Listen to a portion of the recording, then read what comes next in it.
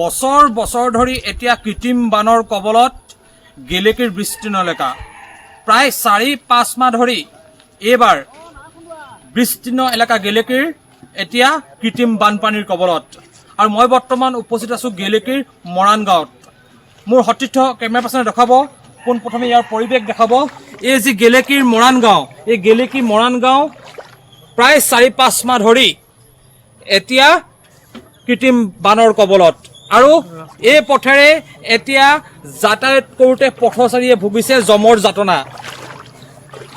মোৰ সতীৰ্থ কেমেৰা পাৰ্চনে এক দৃশ্য দেখাব, যিহেতু এই অসম নাগালেণ্ড সীমান্তৱৰ্তী যি গেলেকী, এই গেলেকীৰ যি মূল পথ, এই মূল পথৰ ওপৰে এতিয়া এইদৰে এতিয়া কৃত্ৰিম বানৰ কবলত পৰিছে ইয়াৰ স্থানীয় ৰাইজ।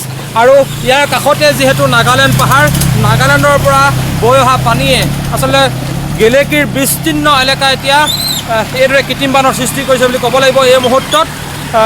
আৰু এই ক্ষেত্ৰত যেন কোনো জনপ্ৰতিনিধি নাইবা ইয়াৰ যি আচলতে বিধায়ক, ইয়াৰ বিধায়কৰ যেন এই ক্ষেত্ৰত আচলতে কোনো ধৰণৰ কাণসাৰ নিদিয়া অভিযোগ উঠিছে। আৰু আমাৰ সৈতে ইয়াৰ দল সংগঠনৰ বিষয়ববীয়া আছে, স্থানীয় ৰাইজ আছে, আমি তেওঁলোকৰ সৈতে কথা পাতিম, কিয়নো বছৰ বছৰ ধৰি এই সমস্যাত ভুগিছে গেলেকীৰ বিস্তীৰ্ণ অঞ্চলৰ ৰাইজে। আৰু এইবাৰো বাৰিষা কালত প্ৰায় ৪-৫ মাহ ধৰি এইদৰে এতিয়া কৃত্ৰিম বানৰ কবলত ভুগিবলগীয়া হৈছে গেলেকীৰ বিস্তীৰ্ণ এলেকাৰ ৰাইজ। আমি কথা পাতিম, আমাৰ সৈতে যিহেতু দল সংগঠনৰ বিষয়ববীয়া আছে, ইয়াৰ স্থানীয় ৰাইজ আছে, আমি কথা পাতিম কি ক'ব, যিহেতু বছৰ বছৰ ধৰি এই গেলেকীৰ এটা সমস্যা হৈছে কৃত্ৰিম বান। আৰু এইবাৰো আচলতে বাৰিষা কালত প্ৰায় ৪-৫ মাহ ধৰি এইদৰে এতিয়া গেলেকীৰ বিস্তীৰ্ণ এলেকা এতিয়া কৃত্ৰিম বানৰ কবলত। আৰু এই পথটো হৈছে গেলেকীৰ পৰা নাগালেণ্ডলৈ যোৱা এক মূল পথ বুলি ক'ব লাগিব।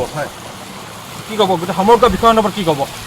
চব আচলতে আজি প্ৰায় ৯-১০ বছৰ হ'ল এইদৰে আচলতে গেলেকীখন যেতিয়া বাৰিষা আহে, প্ৰত্যেকটো বাৰিষাতে আচলতে সম্পূৰ্ণৰূপে এটা ডুবি থাকে। গেলেকীৰ বিস্তীৰ্ণ প্ৰায় ২০খনমান গাঁও আচলতে এনেদৰে জলমগ্ন হৈ থাকে।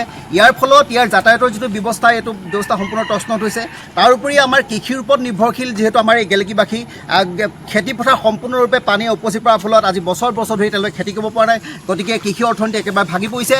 আচলতে আমি বিভিন্ন সময়ত বিভিন্ন পক্ষই আচলতে দাবী উত্থাপন কৰি আহিছে চৰকাৰক বা বিভাগীয় বিধায়ক মহোদয়ক, কিন্তু আচলতে এই ক্ষেত্ৰত চৰকাৰেই হওক বা বিভাগীয় আমাৰ যিজন আমাৰ সন্মানীয় বিধায়ক দেৱব্ৰত শইকীয়া ডাঙৰীয়া, তেখেতেও আচলতে এই ক্ষেত্ৰত সম্পূৰ্ণৰূপে এটা নিমাতী কন্যাৰ ভাৰ ধৰিছে। এই ক্ষেত্ৰত আচলতে তেওঁদৰে যিদৰে আচলতে সোচ্চাৰ হ'ব লাগিছিলে, এই সমস্যা সমাধানৰ ক্ষেত্ৰত তেওঁ যিদৰে পদক্ষেপ গ্ৰহণ কৰিব লাগিছিলে, এটা সম্পূৰ্ণৰূপে ব্যৰ্থ হৈছে। গেলেকী অঞ্চলৰ এই বৃহৎ অঞ্চলৰ জনগণৰ যি আচলতে মৰ্মবেদনা তেওঁ নিশ্চয় উপলব্ধি কৰিব পৰা নাই। সেইটো কাৰণেই ক'ব বিচাৰিছোঁ, আচলতে এইবাৰ ইমান এটা বৃহৎ পৰিমাণৰ পানী হৈছে, বৃহৎ ৰাইজৰ ক্ষয় ক্ষতি হৈছে, অথচ তেওঁ আজিলৈকে কোনো এজন ৰাইজৰ ওচৰত আহি খাৰা হোৱাই নাই। আচলতে তেওঁ হতাশকেই নাই। কেনেকৈ হতাশ থাকিব? ১৫টা বছৰ যদি তেওঁ বিধায়ক হৈ থাকে আৰু থকাৰ পাছত যদি এই সমস্যাৰ সমাধান কৰিব নোৱাৰে, আচলতে যিখন দৈখনা, এই বানপানীৰ উৎপত্তি মূল উৎসটো হৈছে দৈখনা, এটা সৰু জান, পাহাৰৰ পৰা ওলাই অহা এটা সৰু জান। এই সৰু জানটো দকৈ খান্দি আৰু মথাউৰিকেইটা যদি মাৰি দিয়া হয়, তেতিয়াহ'লে ইয়াৰ সমস্যা একেবাৰে শেষ। এই সাধাৰণ কামটো কৰিবৰ কাৰণে বিধায়কজন আচলতে সক্ষম হোৱা নাই। ১৫টা বছৰে ইয়াতকৈ লাজৰ কথা এজন বিধায়কৰ কাৰণে কিবা হ'ব পাৰে নেকি? আমি বাৰম্বাৰ তেখেতৰ দাবী উত্থাপন কৰি আছোঁ বিভিন্ন ক্ষেত্ৰত, বিভিন্ন সমস্যাই জৰ্জৰিত গেলেকী অঞ্চল, কিন্তু তেওঁ কোনো এটা ক্ষেত্ৰতে আচলতে সুদূৰ প্ৰসাৰী ব্যৱস্থা গ্ৰহণ কৰিব পৰা নাই। আপোনাক এটা কথা সুধো, যিহেতু বিভাগীয় কৰ্তৃপক্ষ নাজিৰা সমষ্টিৰ বিধায়ক, আমি গম পাইছোঁ কোনো কাৰসাৰ নাই, কিন্তু দোলাকাষৰীয়া পঞ্চায়তৰ অন্তৰ্গত কিছুমান এলেকা আচলতে এই কৃত্ৰিম বানৰ কবলত। এতিয়া দোলাকাষৰীয়া পঞ্চায়তৰ পৰে শিৱসাগৰ সমষ্টিৰ অন্তৰ্গত। এই ক্ষেত্ৰত আচলতে শিৱসাগৰ সমষ্টিৰ বিধায়কজনো যেন এতিয়া চকুমুদা কুলি হৈ বহি ৰখা পৰিলক্ষিত হৈছে। এই ক্ষেত্ৰত শিৱসাগৰ সমষ্টিৰ সন্মানীয় বিধায়ক অখিল গগৈ ডাঙৰীয়াটো এই ক্ষেত্ৰতো সম্পূৰ্ণৰূপে ব্যৰ্থ হৈছে, কাৰণ তেওঁ এইটো ক্ষেত্ৰতে ব্যৰ্থ নহয়। বিশেষকৈ ঐতিহাসিক সম্পদসমূহৰ যি সংৰক্ষণৰ কাৰণে আমি বিভিন্ন সময়ত সংগ্ৰামী সেনা অসমে দাবী উত্থাপন কৰি আছোঁ, এই ক্ষেত্ৰতো তেওঁ চূড়ান্তৰূপে ব্যৰ্থ। আৰু দোলাকাষৰীয়া কথাটো, পানীৰ কথাটো ক'বই নালাগে, সাংঘাতিকভাৱে সমস্যা।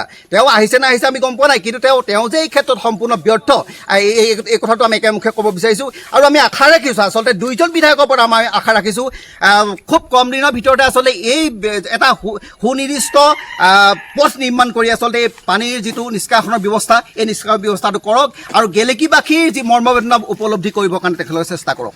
হয়, এটা কথা ক'ব লাগিব, এই যি কৃত্ৰিম বান, এই কৃত্ৰিম বানৰ আচলতে মূল সমস্যা বুলি ক'লে আমি এটা কথা ক'ব লাগিব, ইয়াৰ দৈখনা নৈ, পাহাৰৰ পৰা বৈ অহা এটা সৰু জান।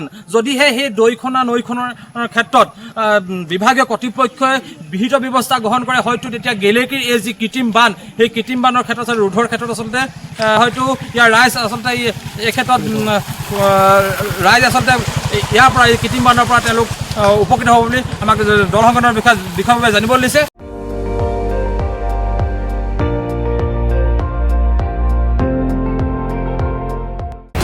আপুনি চাই আছে ND24, সৰ্বশ্ৰেষ্ঠ নহয় সৰ্বোত্তমৰ দৌৰ।